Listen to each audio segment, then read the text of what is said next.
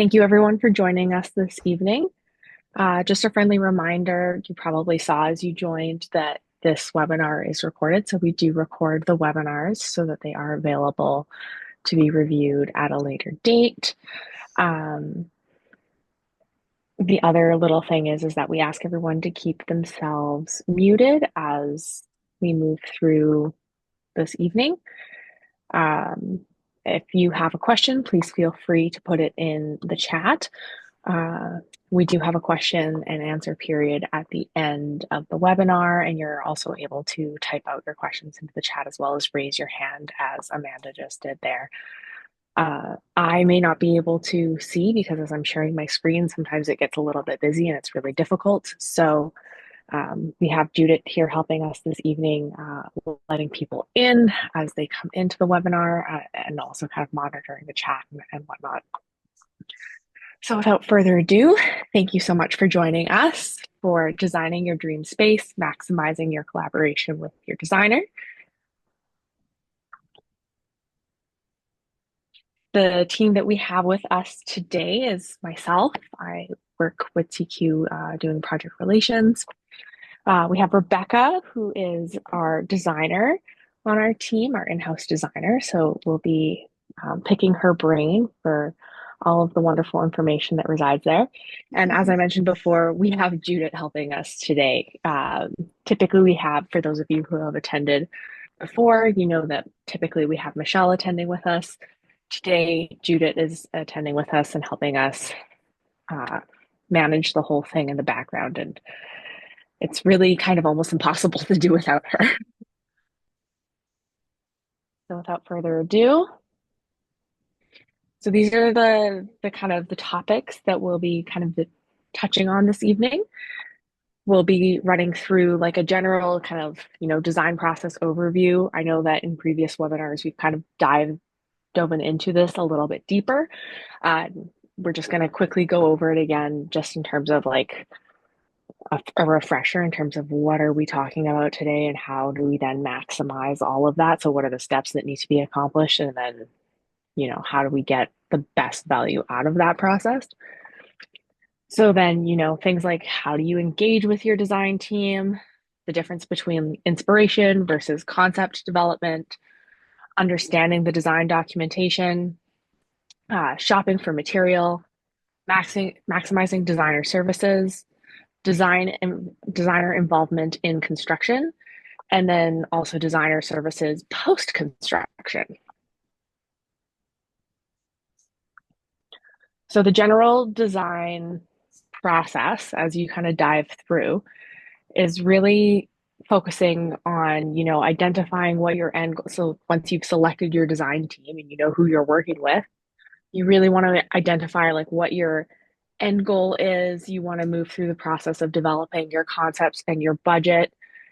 You will then move forward into usually some kind of permitting process, unless it's a really surface level kind of renovation. But if you're doing any kind of like major renovation, addition, or a new home, you're going to be dealing with some sort of municipal permitting process, your material selection process, and then kind of moving through into construction and the support that design provides through that. Rebecca, would you like to kind of comment just generally on the design process? I mean, it's as you outlined, it's pretty streamlined, and it's important that you do hit each of those key points in that order. Otherwise, you run into the risk of picking everything first, realizing the budget at the end, or making all those that concept and development plans, and then not engaging with the city simultaneously, and running into the risk of the project not being feasible to build. So it's kind of, these steps need to happen in this order for a successful project. So then as you're preparing to, as clients prepare to engage with a design team, again, after you've already picked out the team that you're wanting to work with and already gone through and vetted the companies and yes, this is who you want to work with. Um, I often tell people, like, all of the inspiration that you have and all of the information that you've gathered, that's all really fantastic to pass on to the designer. We often start with TQ, we often start like right from the fresh, the get-go. We want to make sure that nothing gets lost in translation. So, anything from inspiration photos to budget transparency so that we really know what parameters we're working in, wishes versus needs, and then how do we solve whatever problems just not working with the home? What kind of is your opinion on like what's kind of the most important or the most successful way to approach those first initial steps? I think outlining the your wish list and versus your needs, but also identifying what doesn't work within your current home if you're doing a renovation. That's just as important as working out what you do want, like your inspiration photos and what you want the home to look like in the end. And that, as the last point, the problem solving, that's why we're here. We're here to help you navigate that and come up with solutions to make it all work for your needs.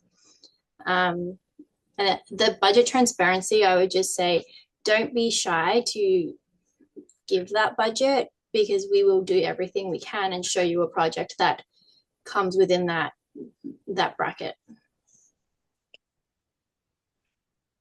And then, again, going back to the problem solving is that, I mean, we have a lot of people who come to us with ideas Mm-hmm. already about how to solve the problem.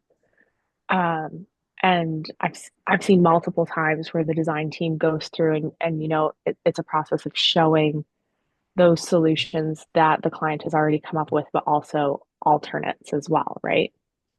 Yeah, and like expanding on them. Some people have this idea, they have an idea stuck in their head that, oh, this is how I want it, this is how the layout should work and how I want it to work.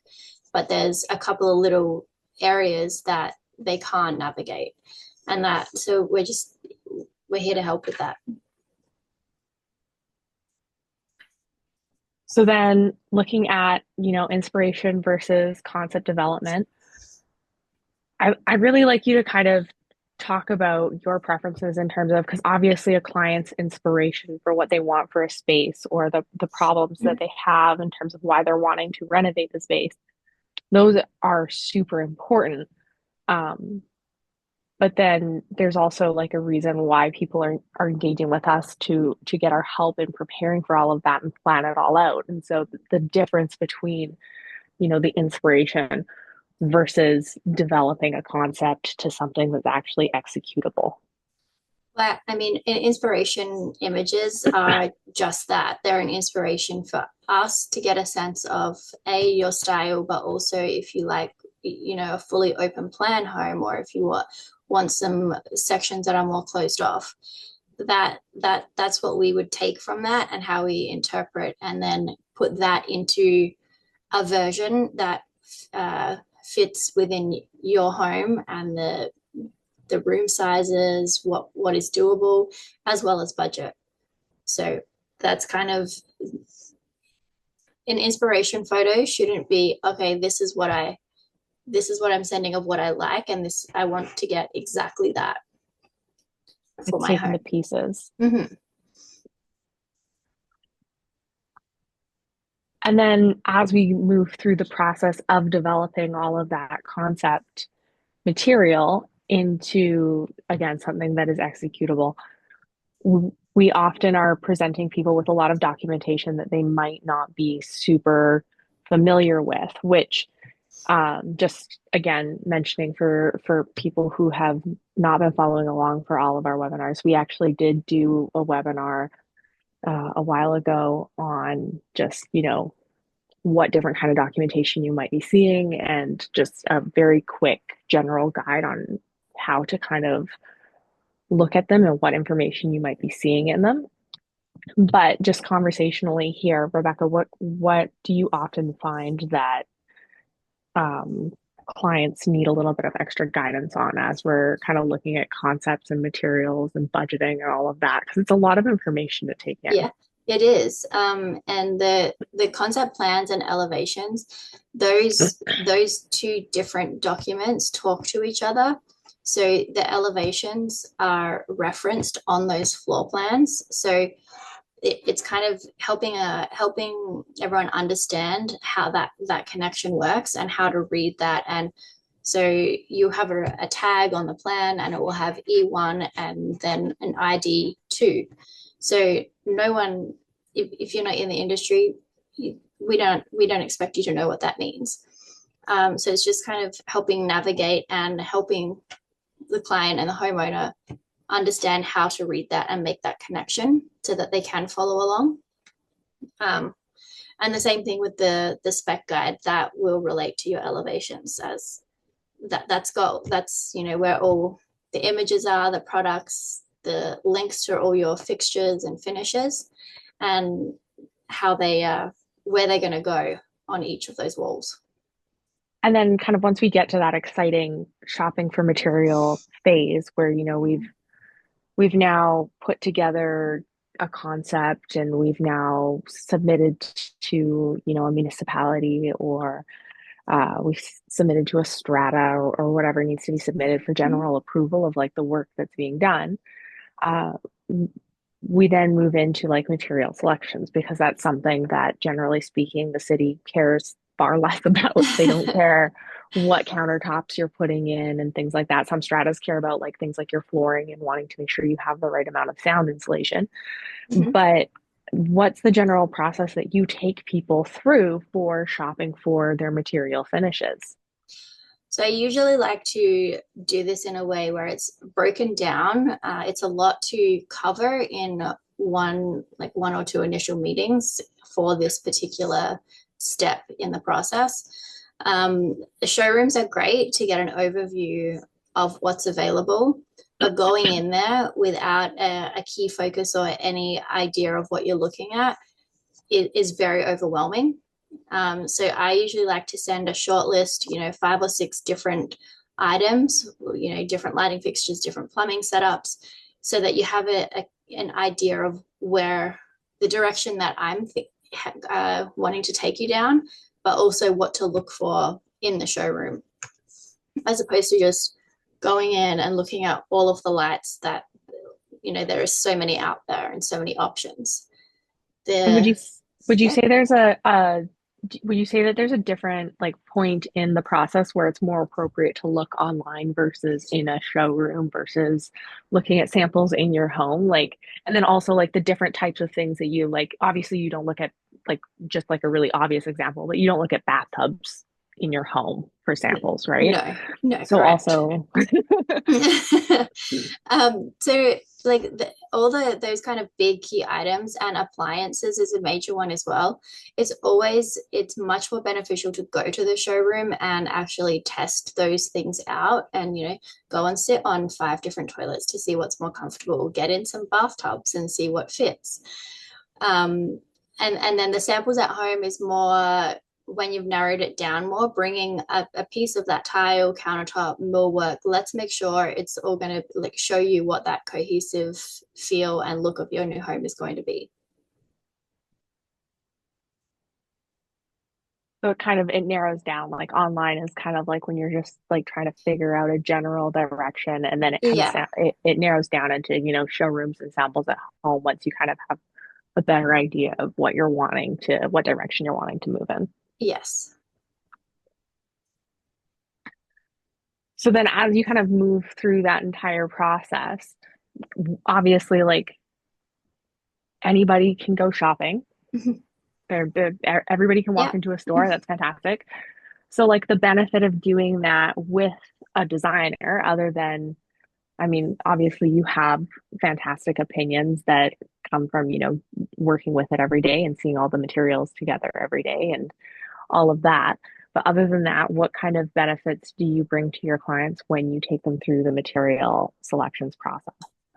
So there's a few different things. I mean, obviously we have, as the state said, preferred pricing, but also the industry connections in terms of just making sure that that item is going to be delivered on time when you do get into the construction side of things, but also understanding the products and some of the products limitations and some that don't, and what can work with each other and what products just won't talk to one another.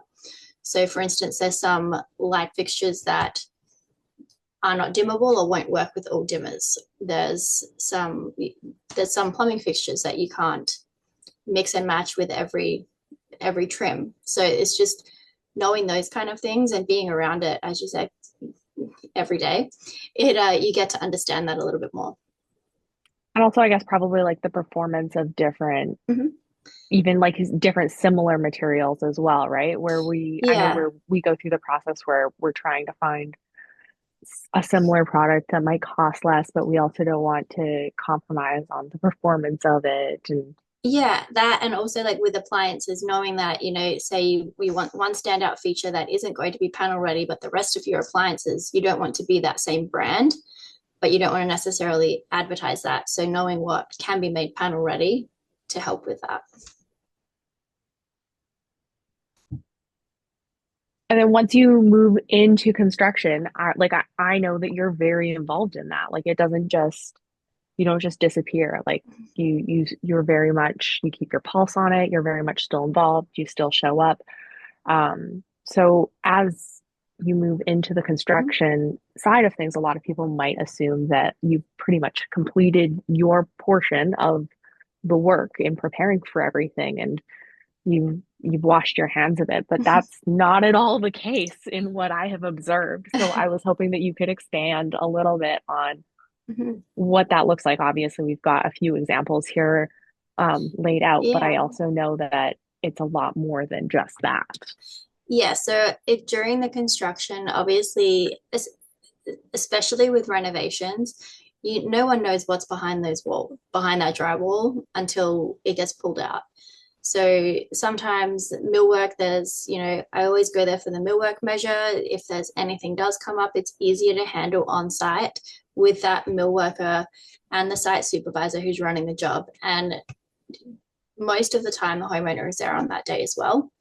The other major check-in I do is with electrical rough-in and plumbing rough-in.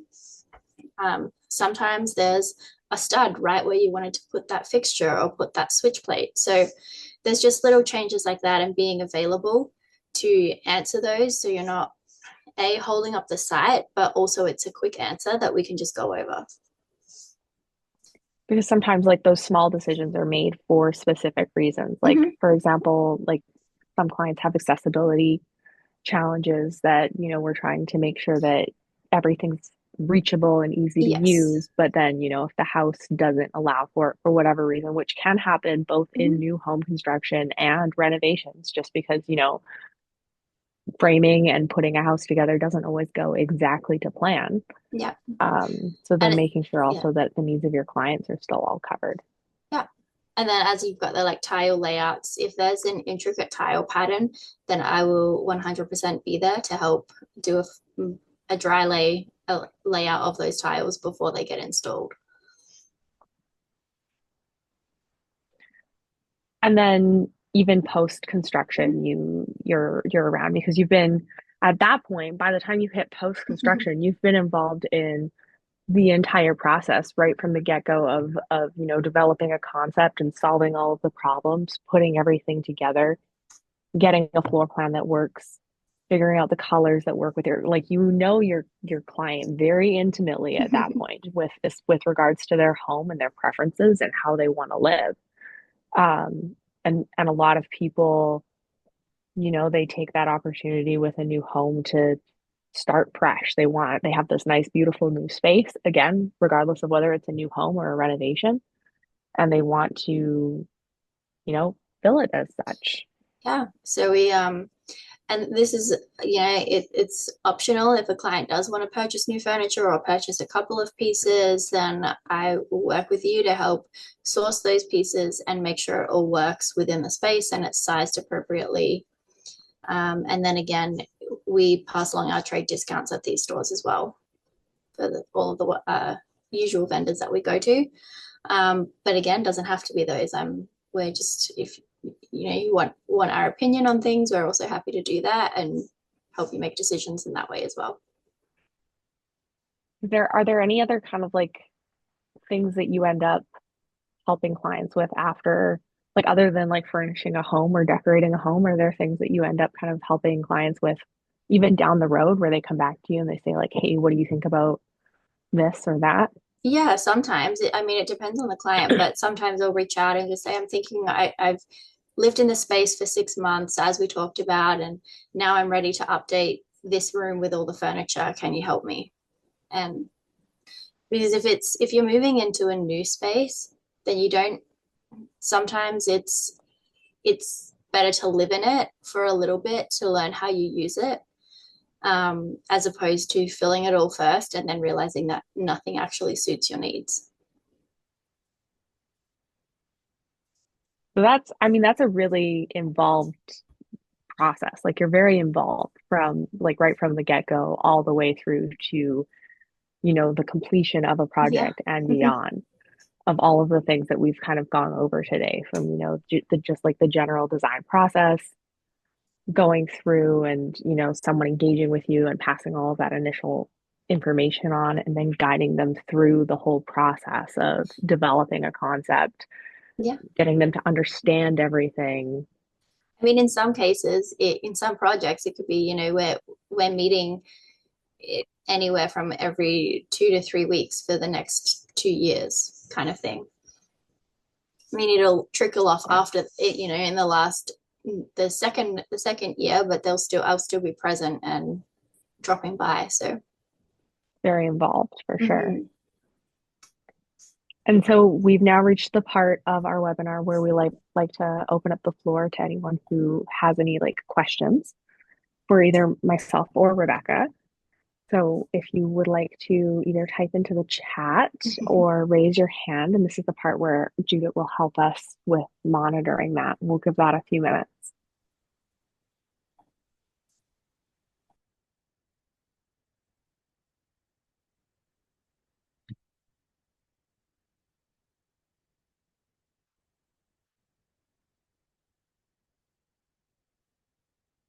I don't see any hands up. Judith, do you see anything in like the chat or anything? No, Megan, apparently there is not questions Oh, we've around. Oh, got yeah, Susan raised her hand. Susan, please feel free to unmute. Hi. Um, hi, Susan. we're in Vancouver. We're just thinking about kitchen renovation, and I Okay. wondered if you could, like, you said you need to come with a budget, but it's hard when you don't really know what kind of the budget range is or what you get for certain budgets. So I just So, wondered if you could yeah. talk a little bit about practically what budgets might look like for a kitchen renovation. Uh, it's a very broad range. Megan, I don't know if you want to jump in on this as well. The more coming to us with a budget in mind or not being afraid to share that is kind of, it gives us a sense of how far to push the boundaries on the renovation, and it like, are we knocking down 2 or 3 walls? Are we expanding on your home? Are we, that kind of thing? How what the envelope is, and it's not so that we can kind of just blow it or keep it well under, but it just gives us an indication of how far you want to take the project. Yeah, Megan, yeah. yeah, I mean, again, just kind of building off of what Rebecca said, it depends on like a number of things. I will come around to actually answering your question, but just kind of throwing like the caveats and the boundaries kind of around them. So for a company like TQ, we typically look at doing like the whole room at a minimum. So we're typically kind of coming down to studs and replacing everything within that room. And then, like Rebecca was saying, sometimes we're replacing a window or changing the size opening of a window or a door or something like that, or like moving walls or opening up a wall. But then we're also seeing, everything else get replaced from the studs outward. So like updating all the electrical, the plumbing, um, any insulation that needs to be done, drywall, your like usually like your subfloor, your flooring, and then also like all of the obvious things that then people think about. People often think about a kitchen renovation as just being like some fixtures, finishes, countertops, and cabinets, maybe their appliances. But it really is more involved than that. So I mean, we haven't seen a full kitchen done for less than $100,000 in many years, um, with the exception being of like really small kitchens. But even then, it's really, really challenging because you still have to involve the same, like all the same people. So like, um, I often will have people be like, well, I only have like a small kitchen. And I'll be like, that's great, but do you still want like a range that works and doesn't catch on fire and plugs in properly to the appropriate electrical vault? And they're like, well, of course. And I'm like, well, then the electrician is still probably going to charge the same amount to come out and do that work. We're really talking about, like in a larger kitchen, the difference of for the electrician, the length of wire that he has to run. So there are some things that are definitely different between different kitchens, like, what your cabinetry package is and what materials you select and what appliances you select, and size definitely does factor into it. And then there are all the other things that are a little bit more stationary that we don't control so much that we still have to involve everyone. Like you still need a drywaller, you still need an electrician, a plumber, you still need like most often like a good tiler and all of those things. So that's kind of typically where we're seeing them. I always encourage people that if they're wanting to talk more in depth about a project, you are more than welcome to reach out to us, and we'll be happy to have a phone call or set up a visit with you as well. No, that's helpful. And Okay. one follow-up question to that. So let's say we're doing a kitchen renovation, like you described, like taking things down to the studs, replacing the cupboards and the flooring and the drywall and all that, and the appliances, but we're not removing any walls. So there's no structural work. Do we still have to get permits from the city? That becomes a little bit of a gray area, and it really becomes about how much we're moving things around in that space in terms of the main fixtures and finishes. Like, are we moving a lot of plumbing? Like, are we completely changing the layout of that space, or are we doing more of a facelift? Rebecca, do you have any commentary on that? Yeah, I mean that, and also, if we're changing any windows, like making any window openings larger or adding any French doors or changing that out, that's where it would start to trigger that. But yeah, I mean, if it would really depend on the extent. Okay, so if we're not removing walls, we're not changing windows, like nothing around the outside structure. There's a chance we might not have to get permits. And then yeah. I would also I hear that you want to ask another question, but I do also want to just mention that like permits are not as scary as a lot of people think they are. Like for us, it's just like I'm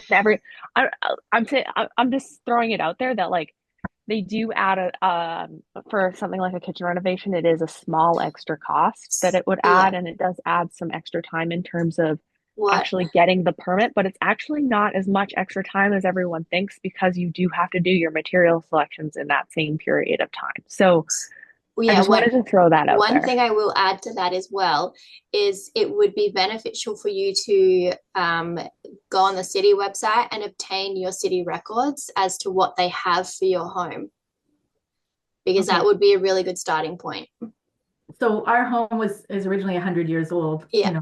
But and it's been changed a lot over the years. So it's not like a character home. It's not like but our neighbors who used your company, who connected us to this webinar, they just mentioned how like when someone came to check out something from the city because they needed a permit, when he walked downstairs to look at the fuse box, he saw other things that needed to be done and started telling them other things that needed to be changed. Like they had to add a handrail and, so I just thought, oh, that's kind of a pain if you're in an old house and they just sort of walk around and suddenly start pointing out all these other things that you didn't have any intention of changing. That is, but that's right. Saying if you go on the city website and get your house records now, so that you're ahead of the game in knowing what information they have.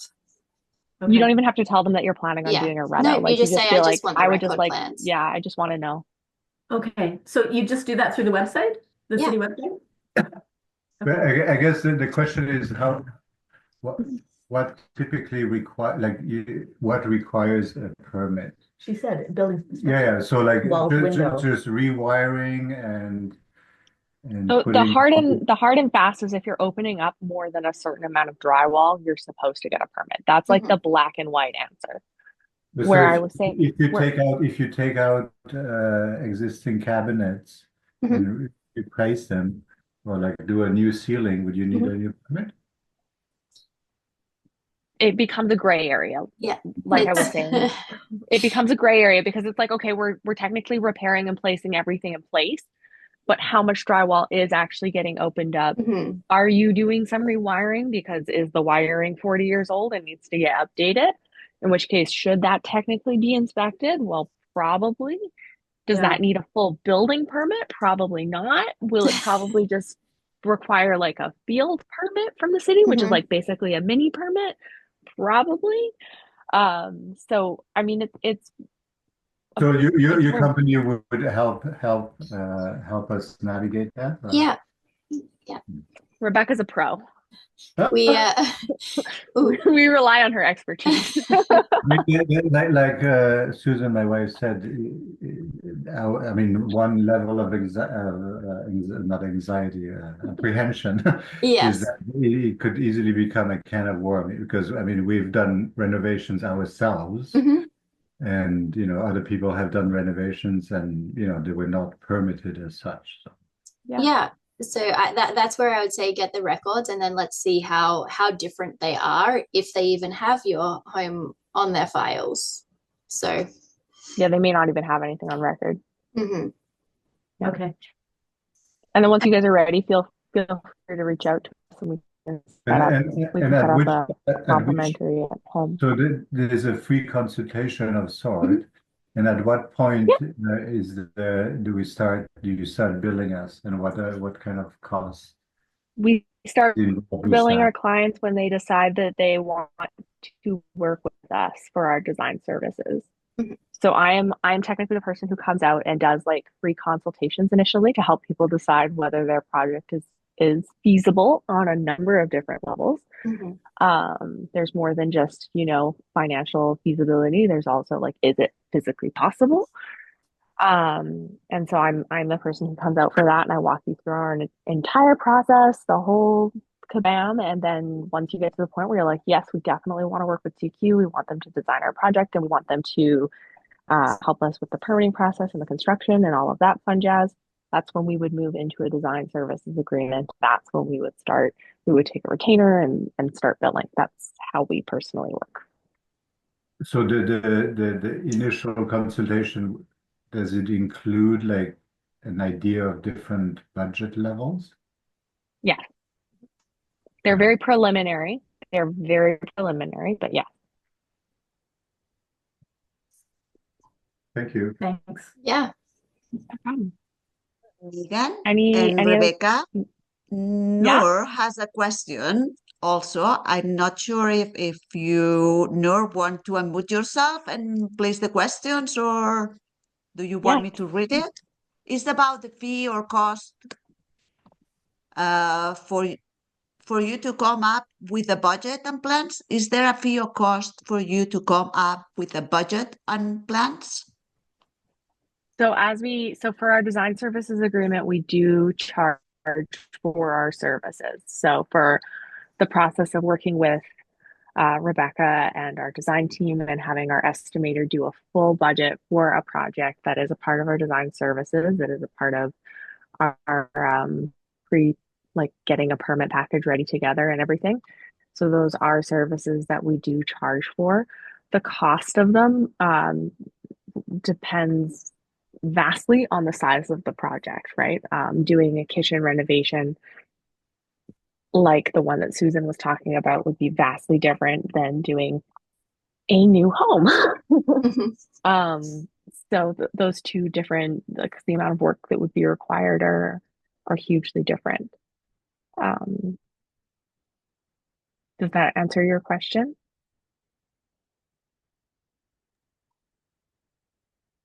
Yes, it I'm not does. sure, It Nor, does. if they answer all the questions Oh, because you placed another she's one. Do you Yes, want to she's unmute unmuted yourself? herself. Yes, it does answer my question.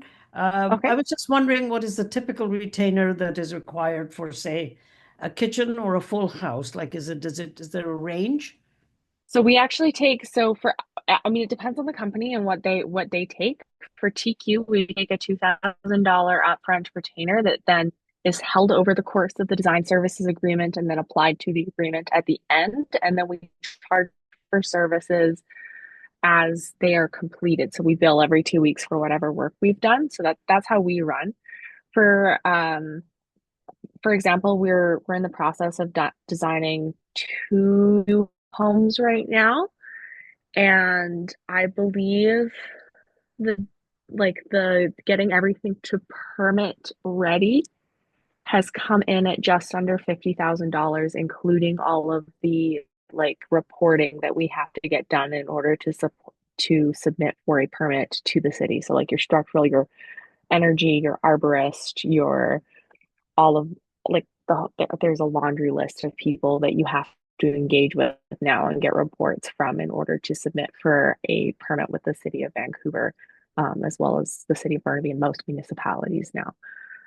So for like a full new home, that's kind of where we're seeing things with like a full mechanical design and everything. With like maybe a large renovation, you'd be looking at obviously less. If you're looking at kind of doing like a full home reno, you might be looking at closer to like maybe $30,000, depending on the amount of work that needs to be done. But also, it can inch up towards that full home, depending again on how extensive the work needs to be. Thank you. That answers my question. Thank you. Okay. Yeah, and then obviously with smaller like single rooms and stuff like that, it's kind of proportional.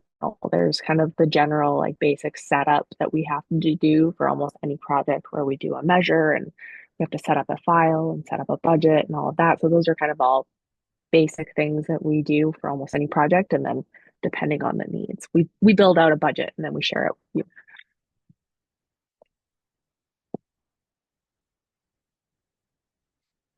Are there any other questions? Is there a possibility to see some of your projects that you've already done in the past? So we do have, yes, the answer is yes. We have a number of projects that have been photographed that are on our website that show befores and afters. If you're wanting to see projects in person, the answer is also yes. Sometimes those take a little bit longer to set up, especially if you're wanting to see a completed project. If you're wanting to see a project that is currently in construction, we find that it's really important to have a clear understanding of what you're wanting to take away from that visit, because we've just learned from experience that if someone wants to see a project in construction, sometimes they're wanting to see something that is in framing. They want to see something that's like actively like still very early on in the process, just to see how a site is run. Sometimes they want to see something that's a little bit closer to finishing or like right before finishing. And again, those can be a little bit trickier to set up because then obviously a project has to be at those stages.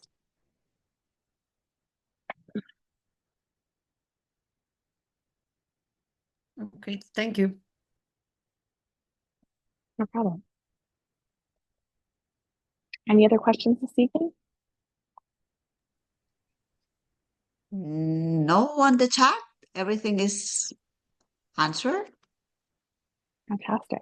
I mean, thank you so much for all of the engagement that we got this evening, guys. It was fantastic. We appreciate it. And again, thank you so much to Rebecca for joining us, as well as to Judith for helping us. Yeah, no problems. Thank Thank you. you for joining. Thank And you then for joining us. we will be having another webinar on February 19th, again at 6:30, Wednesday at 6:30 on February 19th. And we'd love to see everyone there as well. So please sign up, and we look forward to seeing you guys next month. Thank you so much.